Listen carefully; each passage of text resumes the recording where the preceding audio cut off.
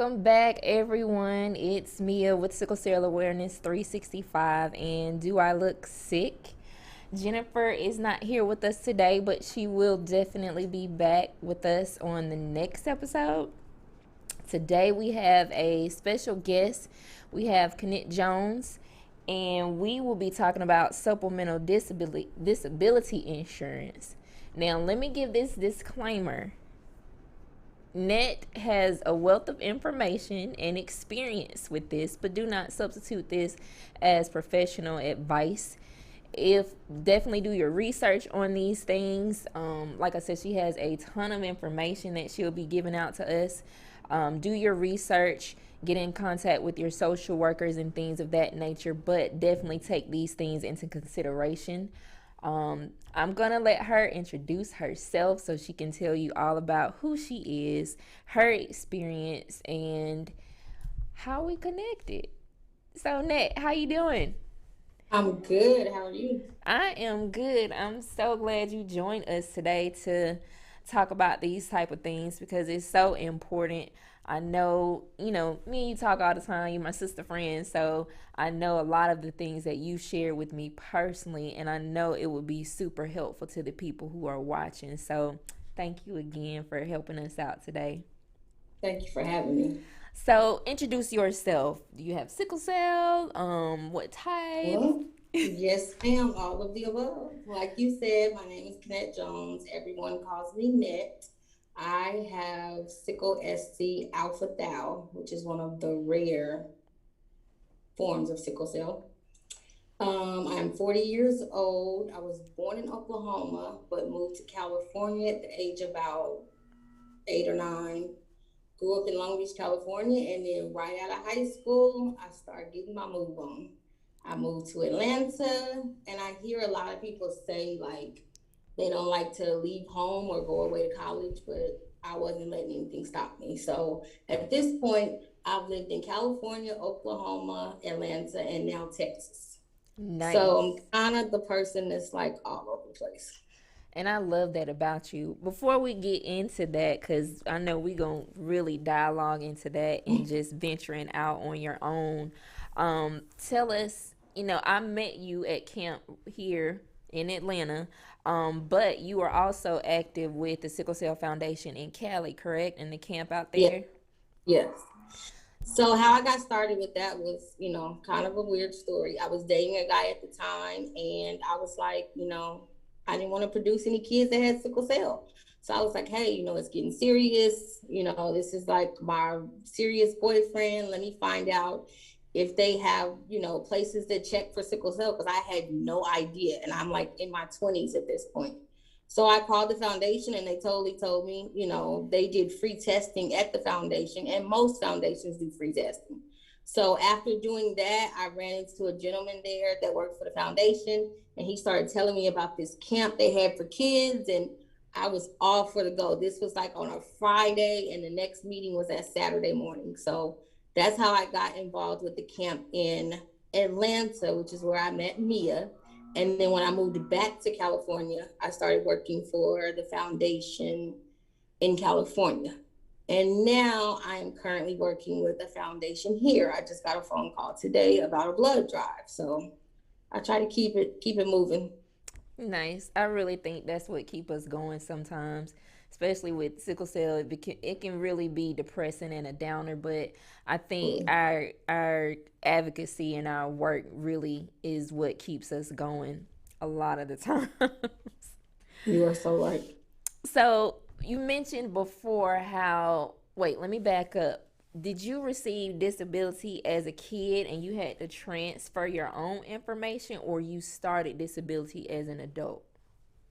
I started trying to receive disability as a kid, but I kept getting denied. So, right before I went off to college, I saw my pediatric doctor. And at that time, my pediatric doctor kept you till you were like 25, 27. She just didn't care. So, I would still come home and get, you know, see her on a regular or whatever. But I forgot the question at first. What did you ask me? I asked you if um how did you start with disability? Okay, I got it. I'm sorry. That's all right. So I started applying when I was a kid, but I kept getting denied. So right before I went off to college, I talked to my doctor and she told me, she said, you're going to keep getting denied because for one, they don't take sickle cell serious. Two, it's quote unquote a black disease. So, we always get treated a little different. But she told me, she said, get a calendar. She said, go to the dollar store or somewhere and get you a calendar and put it on the wall, get you a journal, whatever you have to do.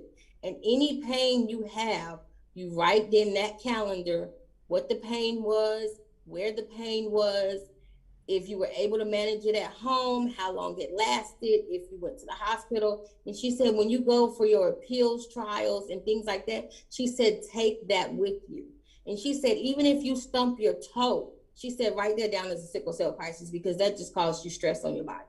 So I went home and I wrote down every little thing that happened every single day, no matter what it was. And when I went for my next appeal, I finally got approved at the age of 21. Yeah, I really hate the process and that we have to go to those extremes. But your pediatrician was absolutely right. Everything is affected by sickle cell, and sickle cell affects everything. So Right. we have to be careful how we maneuver. If I bend over wrong, that could just shoot pain up my back, or just me simply cooking a meal, standing up on Absolutely. my legs, that I'm done for the night. I'm good. I'm good and nourished, but but I'm done for the night after that.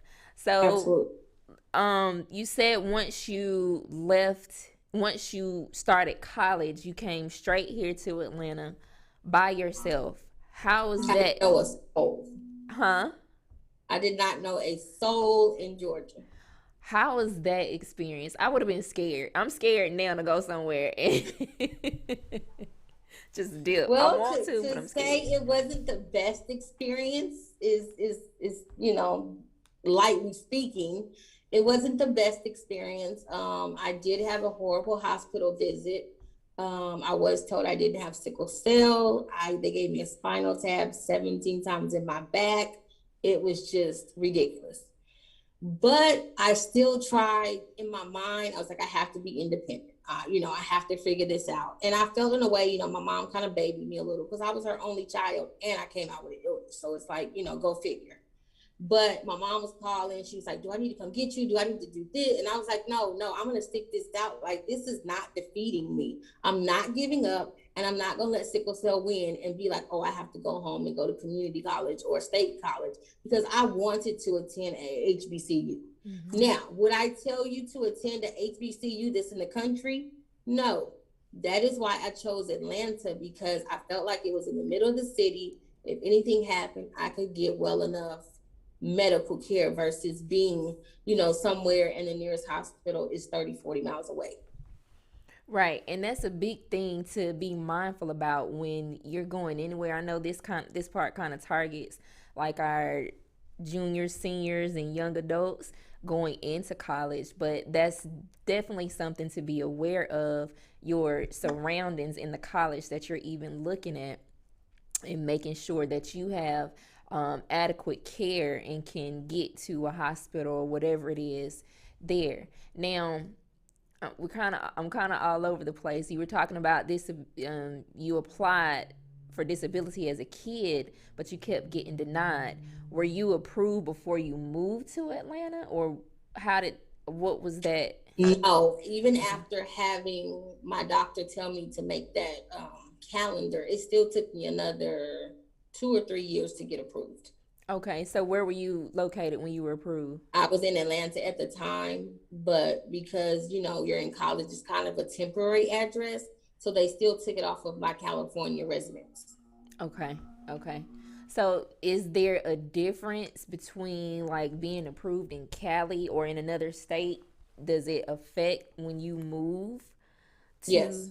Okay, and Okay. how? So how that works is depending on the cost of living in whatever state you're in is going to depend on your starting point with sickle cell or with disability period payments, not just sickle cell.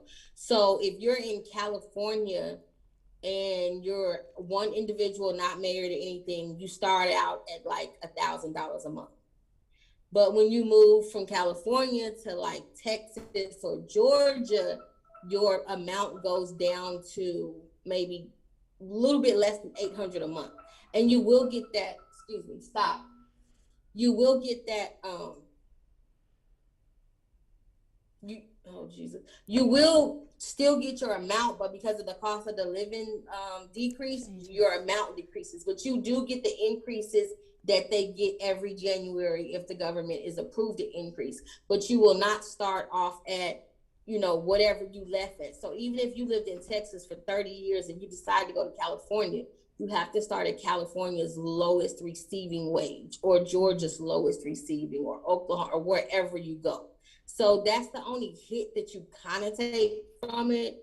But you have to realize, like in California, they just started giving people with disabilities SNAP benefits, like as of 2021. Oh, wow. So this was something that and I remember once I got, approved for my SSI, I was like, I'm going to apply, because if they gave me this, they have to be giving me everything else. And when I went in there, the lady's like, no, California already gives you 200 in cash. They don't give any SNAP benefits. And at the time that was EBT, Yeah. but that is a factor that has changed now. And it's, we in 2021, 20. Yeah, and that's crazy that they are just now giving that. I think that should automatically come with the services, to be honest, because as Right. independent adults with this illness, I hate saying limitations, but with this illness that we have barriers and certain boundaries where we can't do as much as someone else our age. I think that should automatically come with it to just help us be able to maintain our independence, because Right. we still want to live life. We want to go on vacation. We want our own place. We want our own car. But it's hard for a lot of us to even keep a job. And even Absolutely. with disability, we are it just makes it difficult. So let's get into, I know we spoke before about like different services that come along with being on disability. So like the cleaning service, or even transportation. I know at one point transportation services was helping me get to my doctor's appointments, or if I needed to pick up medicine or anything like that. I think a lot of people don't know about the services that are available for us that can really help us. Can you talk a little bit about some of those services? Definitely. And I'm going to go a little bit back further so I can kind of scan everything. Okay. So I'm not familiar. I can't think of the name of it's the 501, whatever, a C or something for the kids that are in school. Do you know what I'm talking about? 504? 504. Yeah. Okay. So being a disabled person, you are entitled to that 504. But along with that, you are also entitled to, like, some classes won't let you bring food or snacks or water. You can get certain doctor's notes for that. When I was in high school, I couldn't lift over 10 pounds. So even the bags that were on the wheels still was just too heavy for me. So I had to get a doctor's note to be assigned a set of books at school and a set of books at home. So every class that I went to already had a book for me. I would just have to pick it off the shelf. And then when I got home, I would just follow up on that same page. Okay. So that was a good thing for me, as being in high school as far. And then going off to college, what a lot of people don't think to look for is that every school has a disabled services. Yeah. And maybe it's not called disabled services. Maybe it's called special needs, whatever it may be, it's out there. So when you assign into college, you need to find out who is over that, who's the advisor, whatever needs that you may need in college, they are to help you get those things, whether it means sending the notes to your teachers to tell your teachers you have sickle cell, getting you approved to drink water in the classroom. I remember I was on the 7th floor with no air conditioner. I had to get, a room on the 1st floor because that was not working for me. That was the reason I got sick. Then there was problems like you said earlier about, trying to cook and maybe your back hurts. So the mattress that the school gives you, wasn't that great. So they had to go out and find me a mattress and bring it to me and put it in my room. Like, these were the specifications. Any little thing I needed, I was going to ask for. That's what's up. I wouldn't Yes, have never. absolutely. Well, I didn't stay on campus when I went, so but I would have never thought something like that. Oh, this match and sleep. Period. When we don't get enough sleep, we go into a Yeah, crisis. Simply as yeah. that. So just having a good enough mattress for us to get the proper amount of rest or the proper rest period, because I can't Yes, ma'am. imagine sleeping on the floor. How crippling that could be. So that's a good point. And I do want to highlight what you said about using the disability services at the college. They're also good, if you can't make it to an exam because you go in crisis. Everybody Absolutely. knows, well, everybody who knows about sickle cell knows its unpredictability. So having that paperwork there to help you out if you need a little extra time to take your exam or to turn in assignments or whatever, that's the backup for anybody who Absolutely. needs it. So I'm grateful that those services are there to help us continue to live and thrive even with this disease. So that's a good point that you said. Now, with insurance, I know again that transition from um, children to adults, your insurance, Right. you can stay on your parents' insurance to Yeah. like So, 25. okay, let me say something before I even go there. Okay. If you do decide to attend a HBCU or college that does not have all the money that, Georgia State or Spelman or whoever has, and you're at a school that is still not allowing you to bring in microwaves or refrigerators, you can get a doctor's note for that. Now, I also took it upon myself because I had nasty roommates. I took it upon myself to have my doctor write me a letter saying that I needed my own room for there to be protection from infections and things like that. And that's something that a lot of people don't think about either. And going to an HBCU, you get charged, well, any college, I think you get charged extra for having a single room than you do a double room. But Hmm. if you get this doctor's note, you are dismissed of that extra charge. They have to charge you the original on campus fee. They Nice. cannot charge you the extra fee for being in a single room. So these are all things that, like, I wish that I could tell anybody. When I Yeah. used to go back to California and speak to kids or speak to kids in Atlanta, I would always say, like, these are the things you're not supposed to forget, especially, my juniors and my seniors, like you said. Hmm. Hmm. And then if you are on your parents' insurance and you have sickle cell or you're considered disabled, even before I was considered disabled, I was on my mom's insurance. But there's that cutoff date when you turn 25 or 27, whatever age it is, that the insurance cuts you off and you have to get your own.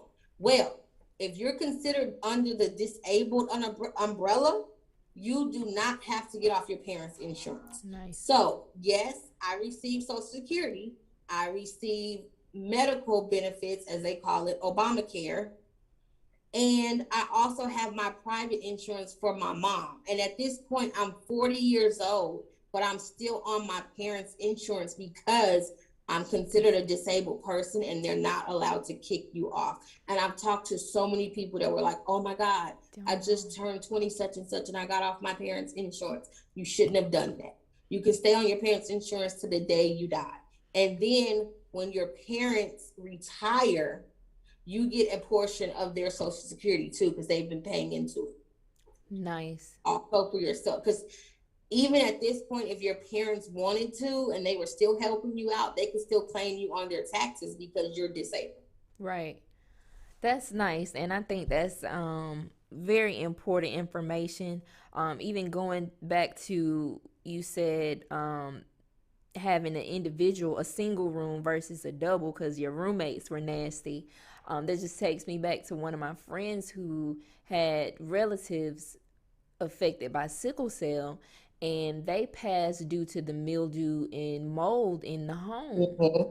So Yep. I'm wondering, even if, like, if you're unfortunately having mold or mildew problems, like, how could that be maneuvered? Like, hey, well, we shouldn't be staying there, period, sickle cell or not. It shouldn't be a problem or not. But given what we deal with, it can be an extra layer to the things that we go through. So that's really, really interesting. And see, in that case, if you have an issue like that, and let's just say you're in your own apartment. For me myself, I live alone. I'm in my own apartment, and I've had issues with my apartment complex. And of course, the weather here in Texas has not helped the last week or so. But just in previous, I've had mold in my apartment before. They didn't fix it in a timely manner, so I went and got a hotel. And when I went and got that to hotel, I took them my receipt and said, "Here you go. I need to be refunded because I had mildew in my apartment and I have sickle cell. And if you can't do anything, then let me find somebody that can, because everyone has a boss. So Mm-hmm. give me your boss's number. And if that doesn't work, then I'll call their boss. And if that doesn't work, I'll call their boss, because I want my money back if I just had to stay in a hotel Right. for a week. And I don't have the type of money to pay rent and stay in a hotel, Right. Right. and that's the whole point of paying rent. So if that situation arises, I'm not telling you to do that, but it's something you could possibly try. And Right. I've done it to my apartments at least 3 times. And if I have to do it, I'll do it again. Right. So, we've talked before, and you have like a cleaning lady, cleaning service that comes in and help you. How would someone go about getting those type of services? Because cleaning in itself can be so much. Even doing it daily, weekly, however often you do it, it still can be taxing on your body. So, how did you go about getting those type of services through disability? So the good thing that a lot of people don't know is, if you have a telephone, cell phone, landline, whatever, you can call 211 in any state that you live in. Register as a disabled person. Once you register, if there's a national, I mean, if there's a weather advisory, or the power goes out, or you have no heat or whatever, the electric company, or you even need to be rescued because of a flood, the electric company, the paramedic, whoever, the rescue team is, they have to come out and get you first because you are considered disabled. And once you've registered and you've talked to your doctor, you can tell your doctors that you want you need to get an aid because you need help. And once your doctor fills out the paperwork for you to get the aid, or you can call SSI and get the 800 number, and they'll send you the application to send to your doctor. So once you get the application in, they come into your house, your home, and they do an assessment. And that assessment, they go through everything. And I'm not trying to tell y'all to play y'all illness up, but sometimes you gotta do what you gotta do. Okay. I'm just saying.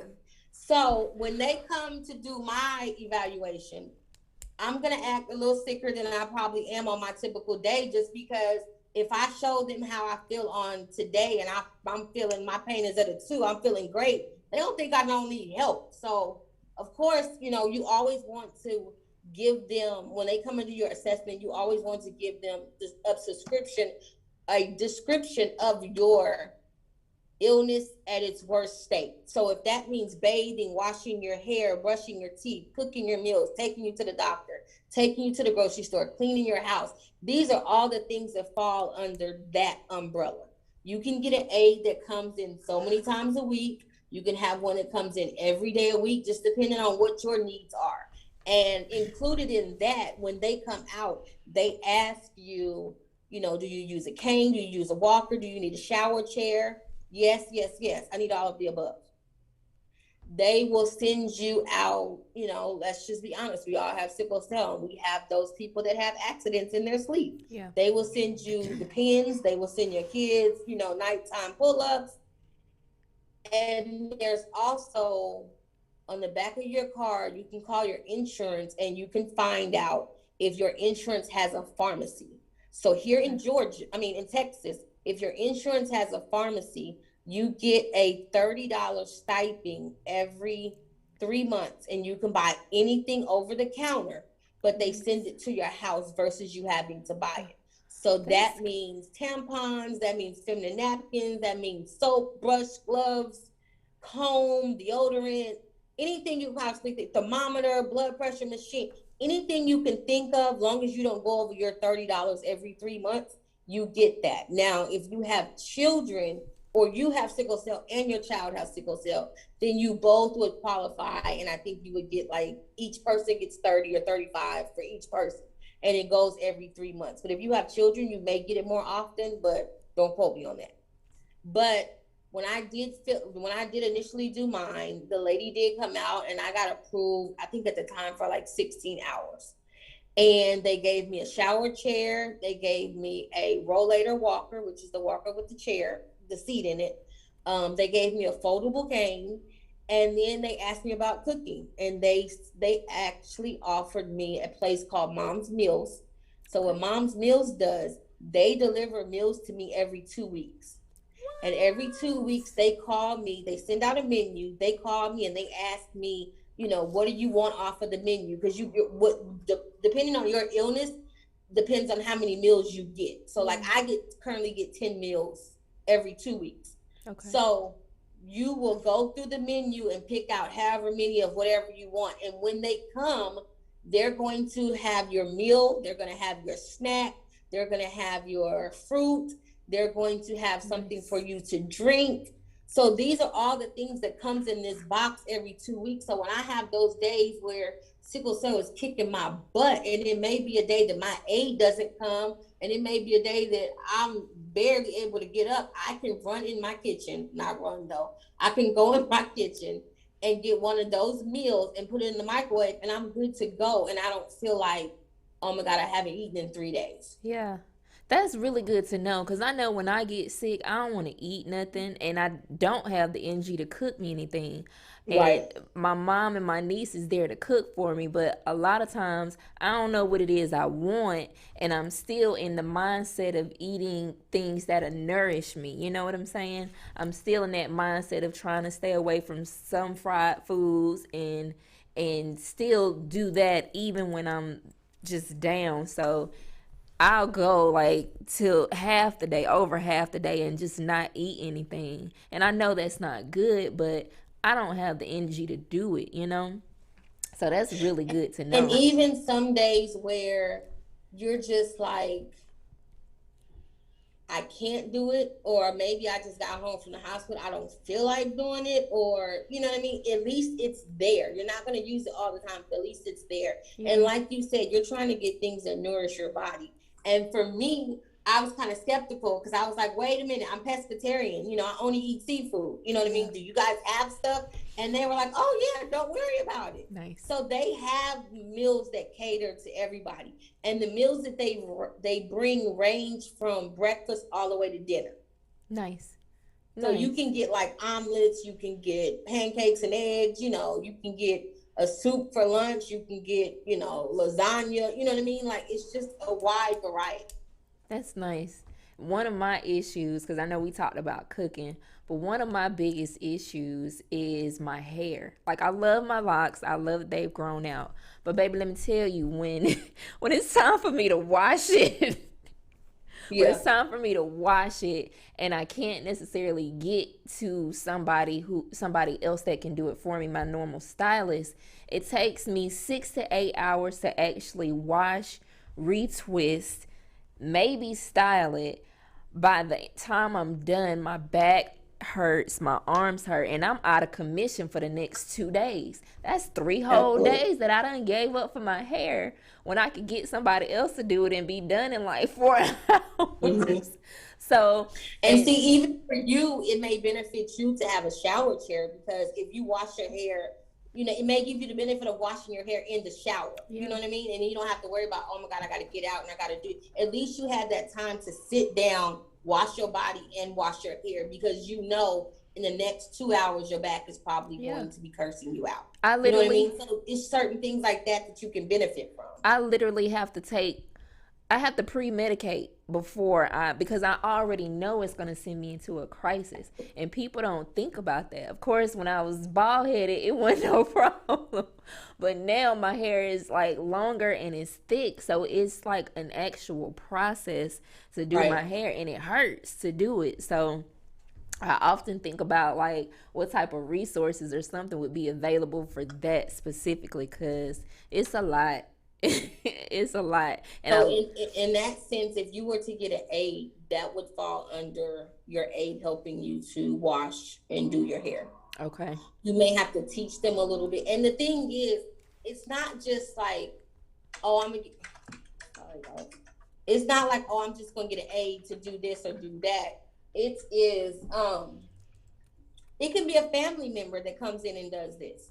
It can be a person that's really close to you that comes in and does. It does not have to be from an agency. But if you don't, like, if you're somebody like me that moves to places where you don't know people, then you have to get somebody for that the agency knows. You know what I mean? Yeah. But it can be a family member. It can be a friend. It can be. You're not stuck in this bubble that it has to be this person. So, like for your instance, if you have dreads and maybe your niece knows how to do dreads, you know what I mean, she could be your caretaker and help you do those things of washing your hair. Or if you couldn't find anyone, then hey, we teaching them about sickle cell, we might as well teach them how to do these locks.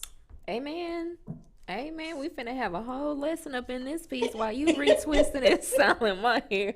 We both gonna experiment and learn some stuff today. Right. So we also talked before about equipment like your braces and just, well, you did speak on that about the $30 allowance with the pharmacy, but the braces with your arms. And I remember when Sean had his hip replacement when he was here, he had issues. They had a problem with giving him that toilet that you sit, like the raised toilet to put over Mm-hmm. the when you had a hip replacement. And I was so fed up, I went to the pharmacy myself and took it to that man because I thought that was absolutely ridiculous. So I think it's awesome that we have that additional support and additional resources to be able to help get those type of things. Like I said, sickle cell affects everything, so it's like just give me everything. I need heating pad, I need weighted blanket, I need a Mm-hmm. massager, I need it all. So that's really good to know. Um, let's see. We were talking about um, but yeah, I think that's talk about that. Oh, that's what else I wanted to discuss. So we talked before about Section 8, Yes. and I admired the fact that you went from Atlanta to Cali. You will up and go, and Yeah. don't matter if somebody there or not. When it's time when you feel it's time for you to go, you up and go. And the Section 8 resources that we discussed a while back was really informative. Can you talk more about that? Absolutely. Sorry, my iPad is going dead, so I was trying to switch over. Okay. Okay. No. Sorry, God. So if you Disconnect one of those because we got feedback. But yeah, we talked before about the Section 8. You muted. I can't hear you.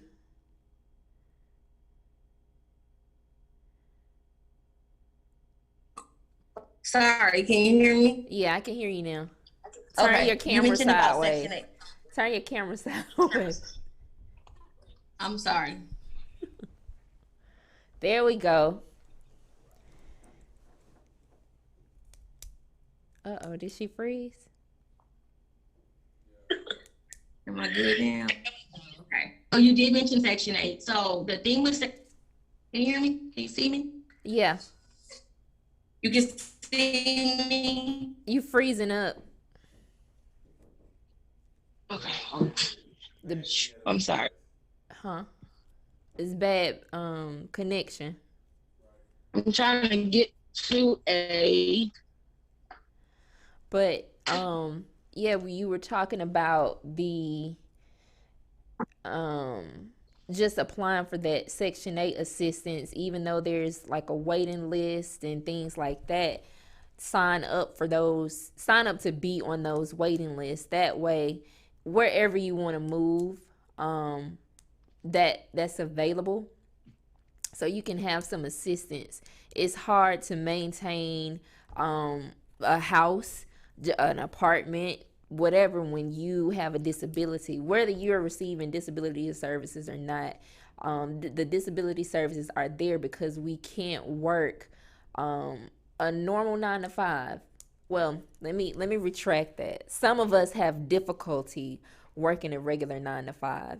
I remember when I was working, I did 60 hours in 1 week because I was trying to go on vacation that year. And it literally sent me into the hospital.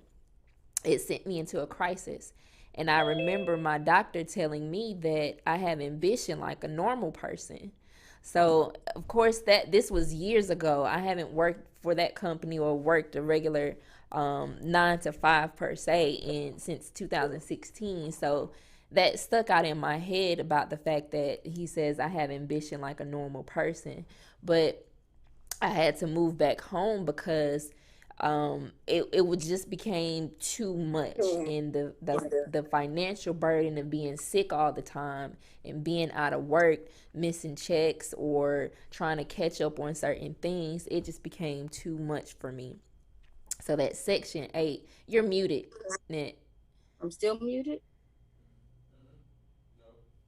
No, I'm not muted. No. No. You Okay. can't hear me? Yeah, there we go. Oh, okay. Yeah, and a lot of people get deterred away from Section 8 because they do see that, oh, it has a waiting list, and the waiting list says that you have to live in, Fulton County or LA County or Dallas County. Not true if you're disabled. If you have a disability and Section 8 opens and it's somewhere that you would like, that you think that you could live, or somewhere you think that you might want to live, apply. So just like veterans get bumped to the top of Section 8 or, programs like that, as a disabled person, you absolutely qualify. And I learned that the hard way because I was living in California and I applied and I got 2 letters. One letter said you're denied and one letter said you're approved. And I'm like, okay, but it was 4 hours away from where I'm living. So do I go or do I stay? What do I do? Yeah. And I called and they were like, yeah, you need to be here tomorrow morning at 8 a.m. because you were approved, because you do qualify under the umbrella of, you do not live in this county, but you are a disabled person. So if you want this, you have to come. Yeah. And I booked a car and I went the next day, and I'll be there at 7:45. You said 8, I'll be there at 7:45. And that's how I got myself. And then I stayed there for a year. I didn't want to stay there anymore. And I was like, okay, I'm moving to Texas. And I just but don't be discouraged. Always look into things and find out, like, even when I was applying for Section 8, I lived in California. I was applying in Georgia. I was applying in Oklahoma. I was applying in Texas. I didn't care, wherever. Because in my mind, I'm thinking, all I got to do is make it a year there, and then I can move back home if I want to. Right. Nice. But if you don't step out there, then you're not going to know what's out there.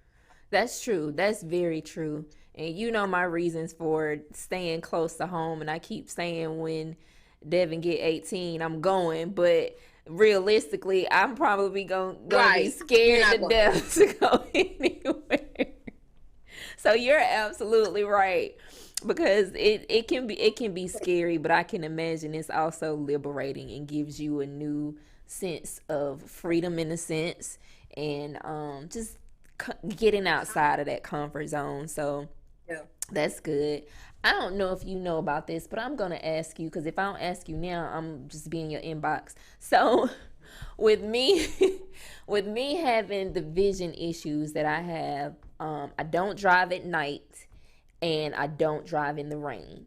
Of course, my mom is available when I have doctor's appointments, like in the rain, or if it's one of Devin's half days. She has her permit now, so I can let her drive if it's in the rain, or like she's driving us back home tonight because by the time we're done, it's gonna be dark. So I wonder if there are any resources to help that, like maybe get some type of um uh I can't even think of it, but the reflectors, the mirrors that to make you see more of your, or the detectors from your side view on the car.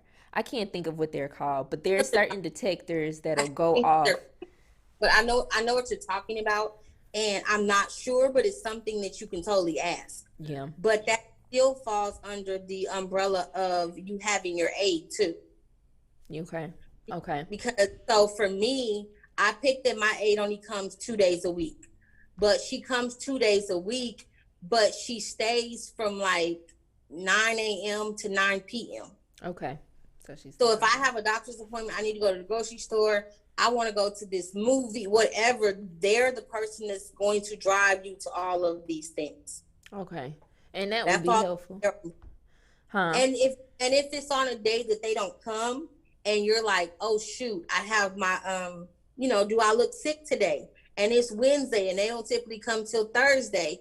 You can always say, hey, are you going to be free on Wednesday instead of coming on Thursday? You know what I mean? Because you're at this point, when you get an aid, you are their employer. The agency is just an extra employer. You know what I'm Okay. saying? But you control the hiring and the firing. You control the hours. You control the days. You control all of those things. So Good. that just falls under your umbrella of I need my, and that gives you a reason to ask for more hours. I need Yeah. more hours because I do this and I have this at night and I need an 8. That's really good to know because even sometimes I'm leery with my mom driving. Her vision isn't the best either.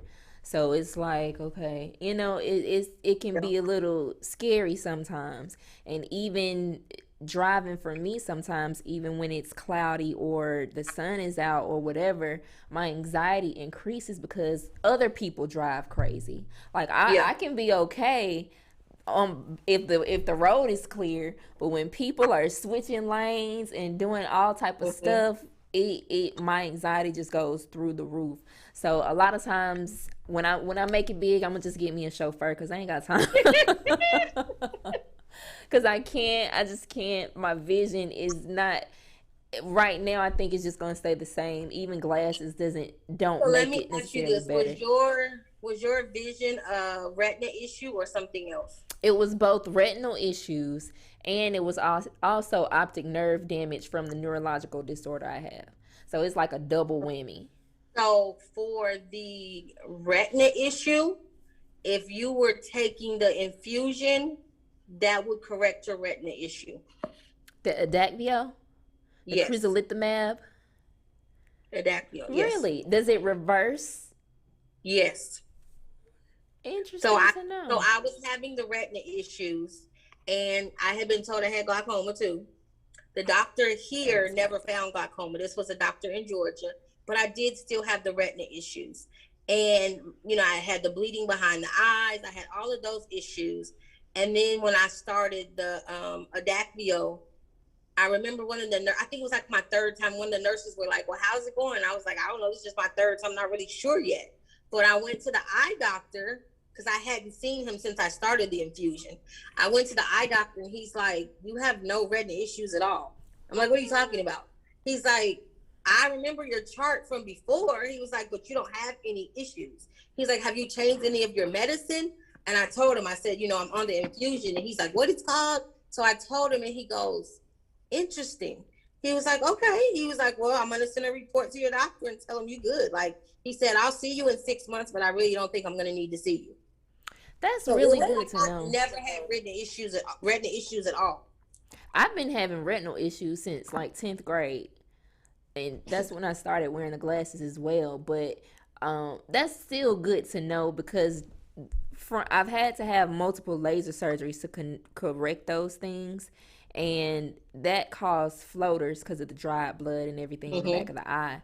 But the optic nerve, I don't. I think that's what's making my right eye distorted. I don't think the Adacvio would reverse that, because that was damage. My optic nerve was super duper swollen. So, but that's still really good to know that Adacvio could potentially reverse the retinal damage in the eye. That's I like that benefit to it. So I think I cover everything. Oh, I also wanted to mention, because for anyone who needs it, because I receive disability income, I was able to apply for to a nonprofit to get reduced hearing aids. Okay. So hearing aids are costly, but because of my income, of course, and that I work with this organization, I was able to get them at a discounted rate. And they have the warranty, they have all this stuff with it. So we no longer have to adapt to the hearing loss. It's things out there that will help us to be as close to normal as possible. I hate to say that, but to be able to manage with sickle cell disease. So I'm gonna get into the sponsors before we close out. I want to thank Mr. Dan Moore in the Apex Museum.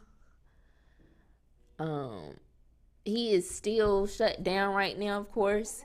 That is one place in Atlanta that is not open, so don't don't ride. You can ride down there and look from outside the building, but they are not open. However, Mr. Moore is a huge supporter of us, and we appreciate him so much. I also want to say that again. Said I miss going to the museum. I know, right? I can't wait till we get back. I want to also thank Tanya Robinson and Kids Stop Daycare and Learning Center. She is making it do what it do with the babies and with the after school kids. She has a whole virtual learning thing set up and everything. So it's awesome. And we want to thank the Black Professional Network for all that they've done for us. So I want to thank you, Net, for joining us today. You are a wealth of information, especially when it comes to addition or supplemental disability resources.